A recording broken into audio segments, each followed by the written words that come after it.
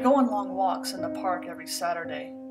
It was close to my neighborhood and relatively quiet in the evenings.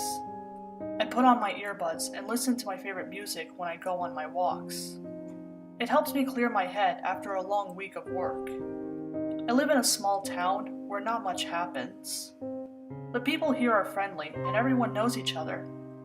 That's what I thought until the night that changed my view forever. One evening, I was so deep in thought that I'd strayed from my usual path. I was about to turn back when I saw something near the tallest evergreen I've ever seen.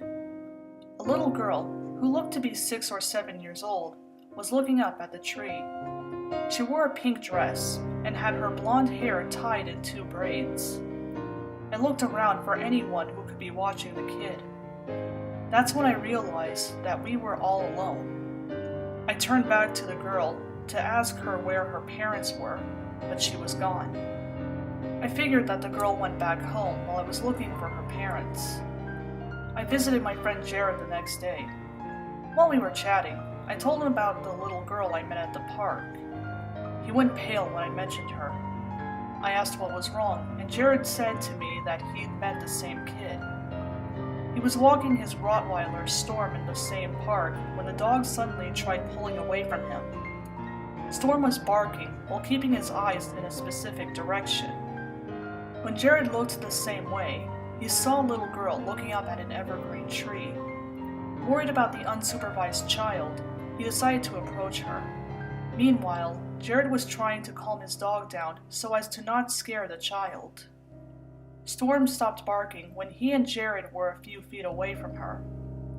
Jared asked the girl if she was okay and where her parents were. All she did was ask where Johnny was while keeping her eyes on the tree.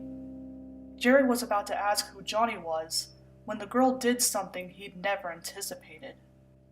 The kid's head turned 180 degrees like that girl from The Exorcist. Her face was bloody with a large gash on her forehead. With a sorrowful expression on her face, the little girl asked the same question. Jared screamed as he and Storm ran away. This happened around the same time of day I saw that kid. Jared always believed in ghosts and was very familiar with the town's ghost stories. The one about the bloody child was one of the most infamous tales. The girl's name was Felicia. In 1942, Felicia went to the park with her older brother, John. Felicia was 6 and John was 10. Ever since their father went to war, John had to help with looking after his sister. This irritated the boy as he didn't get to play with his friends anymore. John's resentment towards Felicia grew over time. This went on for weeks until the day tragedy struck the small family. Felicia went to the park with John when they came across the tallest evergreen in the park. The little girl always wanted to climb a tree, so she asked John if she could. John agreed, not thinking about the consequences that would follow. Felicia started climbing the tree when John saw his classmates playing. Thinking that his sister would be fine, John decided to finally spend some time with his friends. No more than 5 minutes passed when the boy's actions caught up with him. Felicia was trying to pull herself up onto a branch when it suddenly broke. Felicia landed face down, hitting her head against a rock.